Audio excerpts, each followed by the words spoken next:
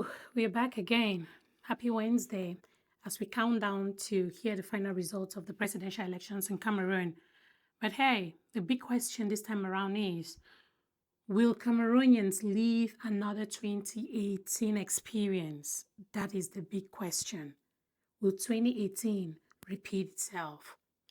But then aside from that, we've seen this morning or this afternoon in Cameroon, we have people running on the street in Douala as the military disperses them because they are out there to denounce some of the results that have been proclaimed or that have been published. Again, it's not time to proclaim the final results yet, but bits and pieces of the results are being published, and seeing what was published in Douala, a group of people, again, of course, these very people who went out and voted and protected their votes, are saying this is not what we voted. This is not what we saw. This is not what we have. Why are these numbers different? So these people are out there protesting, and you can see videos circulating all over social media, how the military is spraying them with what we call itchy water, right? So dispersing the people so that they cannot do any protest. We also heard that in some part in Douala, the prefer, they came out and said they don't want any group of people gathering in the same place. Again, these are people who are out there to protect their votes. Will spraying them with itchy water or dispersing them, is that the answer to the question? Just give them the right numbers. It's all what the people are looking for. They'll only become crazy or violent if you start fighting them. These people are out there for their change. They're out there to get the results, and they're just trying to make sure that any falsified results are not published. So again, before I even go into the details of that, I need to call out on my video yesterday, I asked the question, will the SDF speak? By the time I was done publishing that video, I saw a communique from Joshua Osih. So it is good that the SDF finally spoke. And the reason, to me, according to me, the reason I think it is important for the SDF to speak and be transparent is because I know that the SDF, based on what the SDF party, the SDF party, Joshua Osih himself told us, is that the SDF had people all over in almost all the polling stations. And so if some numbers are being proclaimed and the SDF is able to say that these numbers are not correct, we'll believe them. My main point is I pray that the SDF doesn't stay quiet. I pray that they speak up. But yes, so Joshua Osih came out and acknowledged Issa Chiruma's lead in the results so far. He acknowledged that, but he made it clear that he will only congratulate the candidates that gets proclaimed as a winner after the Constitutional Council has brought out the results. So he was not outrightly congratulating Issa Chiroma Bakari as the new president, but just acknowledging that, yes, he is leading. So he kind of played his cards there. But again, we'll see. My main point is, can the SDF speak up, especially in those zones where the results are being proclaimed and they don't even look like the number of people that were present? All right. But on the other hand, we also saw one of the SDF's communication officer. He came out, Alex Ngwebi. He came out and he recognized Issa Chiruma as president and as winner. So again, it's the same party, but different people have different perspectives. So he came out, Mr. Alex Ngwebi, the communications officer for the SDF. He came out and congratulated Mr. Issa Chiruma Bakari, and he also called on the Constitutional Council to make sure that they respect the people's choice. So this is where this whole people's thing keeps coming up. I've said in all the other videos, it is not about Chiruma, it is about the people. And so if Chiruma messes up, as so many other people are guessing that Chiruma is going to be a sellout, but Chiruma will understand. He understands that it is not about him. It is the people. If Chiruma messes up, the people will stand up. The same people that have stood up behind him now will be the same people that will stand up against him if he messes this up. So many people are, again, the people that are not pro-Chiruma, they're like, hey, he is a sellout. He has not sold us out yet. So for now, we still believe him. He asks us to trust him, and so the people are trusting him. And we pray that, as I said yesterday, his heart is in a good place. That is a wish. But again, we see that as this tension continues to mount, so many people are coming, local observers, even people who work for Elecam, they're coming up and they're speaking, they're talking. This is exactly what we are looking for. We want people who will come out and talk. If they're proclaiming the results or from a polling station where you were at, and you have evidence, to come out and show it and speak out. And we've seen a couple of people. Listened to a speech made by Chiroma this morning, and he was giving a shout out to one of the ladies that spoke out and said, hey, these people tried to coerce her to give the wrong results, but she stood her grounds, right? This is what we are looking for. This is the evidence that we can gather to fight if the CPDM brings in wrong results, falsified results. So this is where we stand at the moment. Okay, so again, more and more people are encouraged to, if they release results in a zone where you know for sure that this is not what happened there, to speak out, to send it to some credible source. We have so many people out here on social media, Mimi Mefu, you can go to them, talk to them, show them what you have. And please, they do keep encouraging that only share what you know is authentic, something that was taken by you. Don't go around sharing information that you copied from somewhere and you're not sure, you cannot verify it. So that is a cry out, so that whatever they are getting in, it will be information that they can verify. So please, let's continue to speak out, especially those suburbs where we know that at that point, maybe there was nobody that was doing a live recording or taking a picture. Okay, you can come up, you can speak out, you can go to some of these credible pages that have a ton of people following them and talk to them about it. And I highly recommend Mimi Mefo because she's been my news blog. Again, I am not a mainstream media person. I don't trust mainstream media. I trust the independent journalists who go out there and do the work. So yes, I highly recommend that you talk to people like her. If you have information that you feel compromised and you feel like, hey, you need to talk to someone, I will guarantee that you can trust her. Okay, and we've also, and the result, what is happening, right? We saw videos this morning of the SDO in Ndu, the divisional officer in Ndu came out and he was saying that about 100 people showed up to vote. But then when you look at the numbers that are being published, it shows that there were about 15,000 people who registered in Ndu. You ask yourself, this person is on the ground, the DO is on the ground. They are the ones that are making sure that these polling stations, everything is going on well. And he is reporting that there were about 100 people at the polling station. But the numbers that we are seeing coming in shows that there were about 15,000 people. How is that even make sense?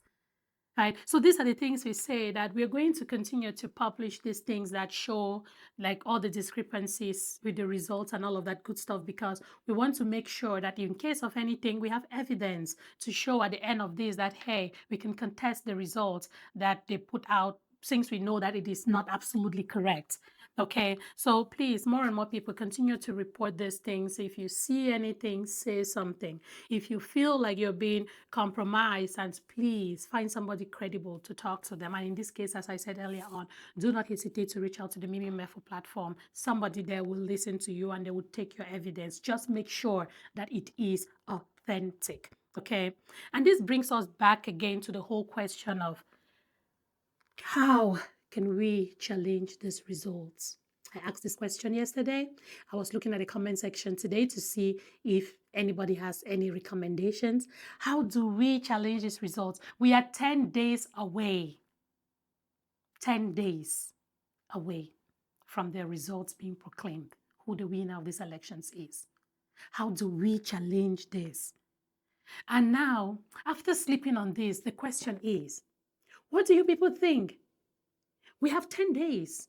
If there could be a neutral body, not a body selected by the ruling party, that reviews all of these procès-verbaux, not the counting, I know there is something called the counting committee or something like that, neutral bodies that will review all of these results. It's looking at who, and even be able to reach out to those regions, to the elected representatives that were at these regions, and put them down to confirm the number of people that showed up in those polling stations, and just go to a due diligence, review these results before they officially get counted. Because my biggest fear is these are the things that will be done in the background. These are the things that are being manufactured in the background today. And we're just going to wake up and we'll get the results. And they'll tell us, no, there is no time to do that. We have 10 days. Who are the people that are reviewing these results? Are they the same people that were appointed by the ruling party? How can we even trust the results that we are getting? This question still remains open. My dear Cameroonians, we are smart people. Think in your own way. Yesterday, I talked about being able to check the fingerprints and the signatures. And when I slept on it, I am thinking, like, who is even going to do this? The same people that got appointed by the ruling party, or a neutral body of Cameroonians. We don't want international observers. No, no, Cameroonians can do this themselves. I think that Cameroonians are at the point where they know what they want for themselves. A neutral body of Cameroonians who can look at these results and say Cameroonians that cannot be compromised. Now that is a question. Finding people who cannot be compromised, and I can guarantee you that there's a ton of them out there.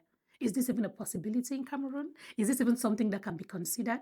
But yeah, I sit here to speak as an observer and somebody that is just analyzing the situation. Again, as I say, not the AU.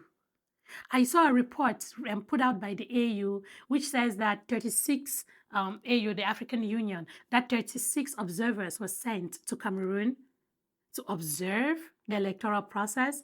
And these 36 observers, they said they had covered 228 polling stations in all the 10 regions of Cameroon. And I asked myself, who are these people? Who brought them into the country? Like, how credible is what they are saying? And why would I question the credibility of this report that these people have put out? Is because they describe the electoral process in Cameroon to have been a resounding success. Like, they just completely ignored all these irregularities. They completely ignored all the fraud that people are reporting all over social media. And they called the electoral process they are just from observing. They called that a resounding success. No, we don't need these people in Cameroon, whether it is the AU or it is the Economic Community of Central African States. No, these people are not doing us justice. These people are not neutral. I do not believe that they are neutral. If they call this electoral process they just observed a resounding success, then these people are not neutral, which means that they are ignoring everything, every evidence that is being put out of all the electoral fraud that is going on. No, I refuse to agree that these people are not compromised. I refuse, just from observing, just from analyzing. They are the same people who describe that, yes, this was a resounding success. However, there was low turnout. There was low turnout, right? That's what they report. And what would you expect? Of course, there will be low turnout. Look at the Southwest region and the Northwest region had a lockdown.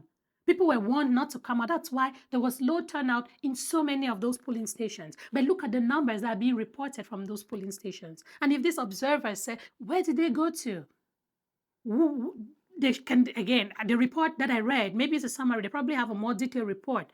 These 228 polling stations that they visited. Is Ndu there? Is Njinikom included? All of these places where we are seeing all these discrepancies, where people are coming and speaking out and saying, hey, no, we had only about this number of people. We don't know where these numbers are coming from. Did these observers report anything like that? Or is it just a resounding success to them? Yeah, that's why you see all these international bodies. Cameroonians will fix Cameroon on their own first, and then you people can come. For now, there is no guarantee that you people are not compromised. Because with this kind of report, we refuse to accept that you people are not compromised. We refuse to accept that. If you were genuine, you will most probably say what happened on the ground. You will even put a section of your report to talk about all the irregularities, all the videos that are circulating over social media. These videos are not made with AI. These are real videos. You cannot just ignore all of this. That aside, I drop that. I'm not going for the AU. All I need is change in Cameroon. All Cameroonians are asking for is change. That is all what they are asking for. Okay? And in the light of this, you also see that because of things like this, right, we are humans. I know that most of the people, as I said yesterday in Cameroon, they feel as if they've been done a favor. Oh, you have been appointed this. That is a favor. You are answerable to this person. Regardless of how much brain power you put throughout your years of training, some of you even went to school abroad. You came back home and you're appointed. You're put in this position. You don't look at it to be something that you have worked for and earned. But you're answerable to that picture that sits behind your desk. And as a result of that, you just feel like you've been, that this is enslavement. Cameroon is a country within a country. Because what is happening is these people have found themselves in a position where they just cannot speak out. I can guarantee you that not all of these people are bad people. They have just been compromised. They have been compromised. Because I don't believe that our own brothers, our own sisters will want to sit and see Cameroon stay stagnant for this long.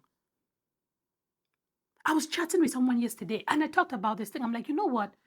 It is not even about the age of the president. No, I don't think that it's about the age.